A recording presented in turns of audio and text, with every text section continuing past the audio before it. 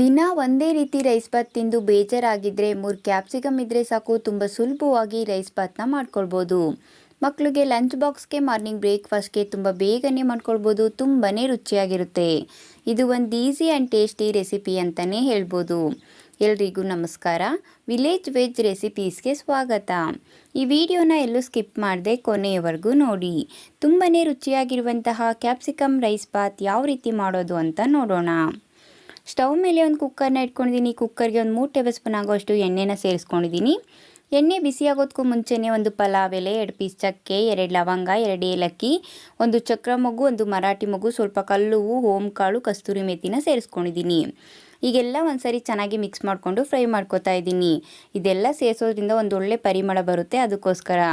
ಈಗ ಒಂದು 8 ಎಸ್ಲು ಬೆಳ್ಳುಳ್ಳಿ, 1 ಇಂಚು ಶುಂಠಿನ ಸಿಪ್ಪೆ ತೆಗೆದು ತುರಿದ್ಬಿಟ್ಟು ಸೇರಿಸ್ಕೊಂಡಿದ್ದೀನಿ. ನೀವು ಶುಂಠಿ ಬೆಳ್ಳುಳ್ಳಿ ಪೇಸ್ಟ್ ಇದ್ರೂ ಸಹ ಸೇರಿಸ್ಕೋಬೋದು. 2 ಹಸಿಮೆಣಸಿಕಾಯಿನ ಕಟ್ ಮಾಡಿ ಸೇರಿಸ್ಕೊಂಡಿದ್ದೀನಿ. ನೀವು ಬೇಕು ಅಂದರೆ ಸೇರಿಸ್ಕೋಬೋದು, ಇಲ್ಲಾಂದರೆ ಸ್ಕಿಪ್ ಮಾಡ್ಕೋಬೋದು. ಮೀಡಿಯಮ್ ಸೈಜ್ 2 ಈರುಳ್ಳಿನ ಉದ್ದುದಕ್ಕೆ ಸಣ್ಣದಾಗಿ ಕಟ್ ಮಾಡಿ ಸೇರಿಸ್ಕೊಂಡಿದ್ದೀನಿ.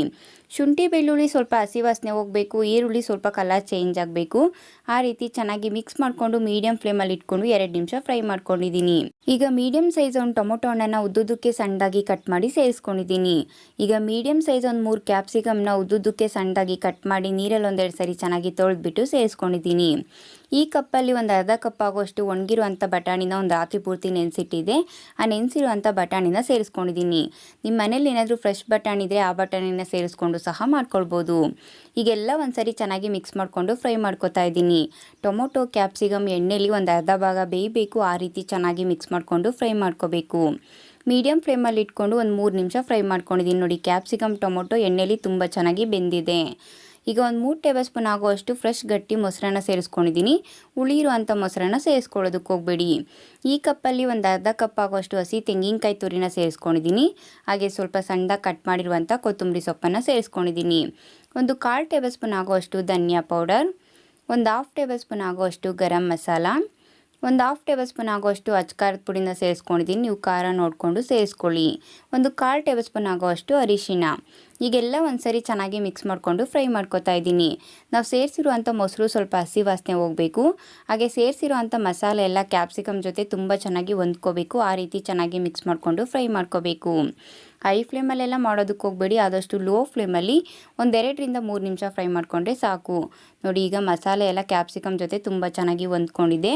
ಈಗ ಮೆಜರ್ಮೆಂಟ್ ಕಪ್ಪಲ್ಲಿ 1.5 ಕಪ್ ಆಗೋಷ್ಟು ಸೋನಾ ಮಸೂರಿ ಅಕ್ಕಿನ ನೀರಲ್ಲಿ ಒಂದು 2ರಿಂದ 3 ಸರಿ ಚೆನ್ನಾಗಿ ತೊಳೆದ್ಬಿಟ್ಟು ಸೇರಿಸ್ಕೊಂಡಿದ್ದೀನಿ.